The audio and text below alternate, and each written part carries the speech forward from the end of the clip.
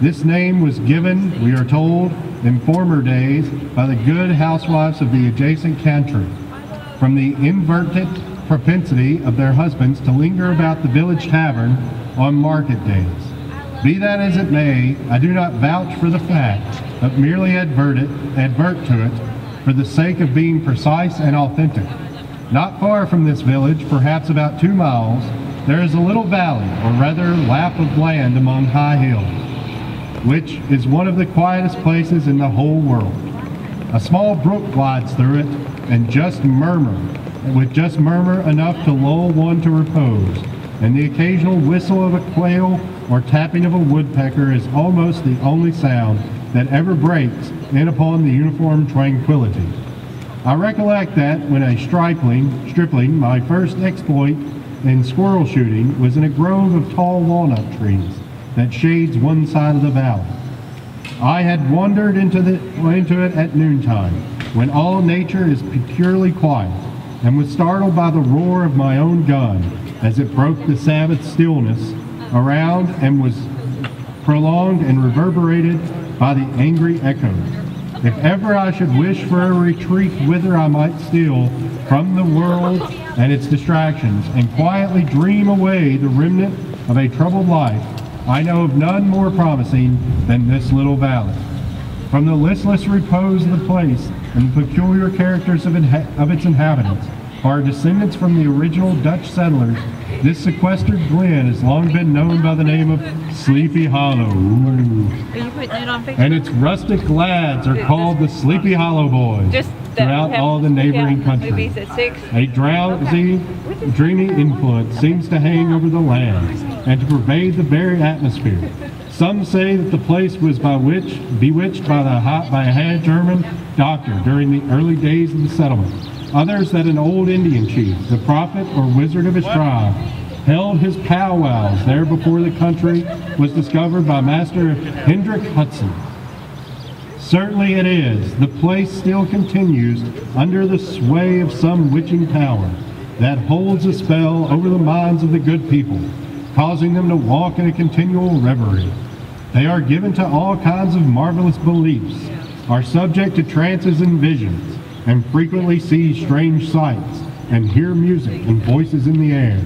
The whole neighborhood abounds with local tales, haunted spots, and twilight superstitions.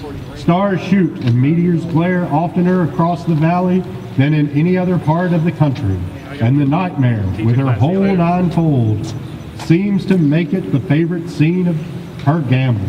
The dominant spirit, however, that haunts this enchanted region and seems to be the commander-in-chief of all its powers of the air is the apparition of a figure on horseback without a head. It is said by some to be a ghost of a Hessian trooper whose head had been carried away by a cannonball in some nameless battle during the Revolutionary War, and who is ever and anon seen by the country folk hurrying along in the gloom of night, as if on the wings of the wind.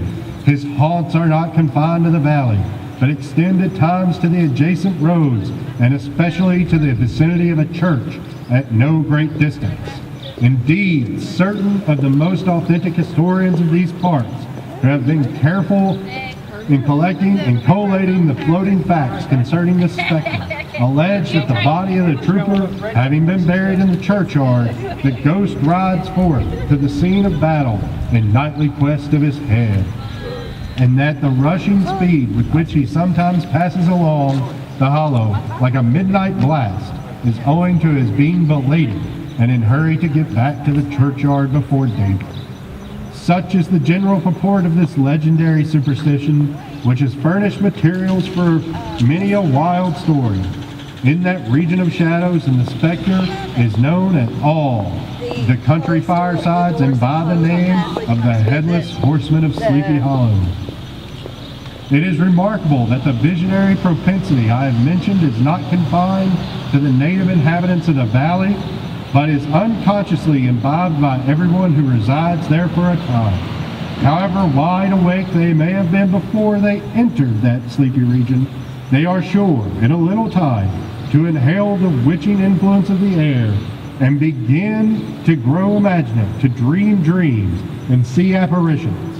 I mention this peaceful spot with all possible laud, for it is in such little retired Dutch valleys, found here and there, embosomed in the great state of New York, that population, manners, and customs remain severe, taking the burden off the backs of the weak and laying it on those of the strong. I think I skipped a page. Yes, I did. Remain fixed. While the great torrent of migration and improvement, which is making such incessant changes in other parts of this restless country, sweeps by them unobserved, they are like those little nooks of still water which border a rapid stream, which we may see the straw and bubble riding quietly at anchor, or slowly revolving in their mimic harbor, undisturbed by the rush of the passing current. Though many years have elapsed since I trod the drowsy shades of Sleepy Hollow, yet I question whether I should not still find the same trees and the same families vegetating in its sheltered bosom. In this by-place of nature, there abode, in a remote period of American history, there is to say some 30 years since, a worthy wight of the name of Ichabod Crane, who sojourned, or as he expressed it, tarried, in Sleepy Hollow, for the purpose of instructing the children of the vicinity. He was a native of Connecticut, a state which supplies the Union with pioneers for the mind as well for the forest, and sends forth yearly its legions of frontier woodmen and country schoolmasters. The cognomen of Crane was not inapplicable to his person. He was tall, but exceedingly lank, with narrow shoulders, long arms and legs, hands that dangled a mile out of his sleeves, feet that might have served for shovels, and his whole frame mostly loosely hung together.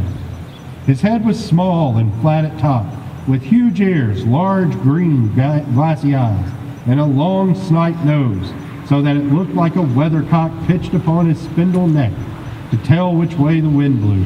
To see him striding along the profile of a hill on a windy day, with his clothes bagging and fluttering about him, one might have mistaken him for the genius of famine descending upon the earth, or some scarecrow eloped from a cornfield.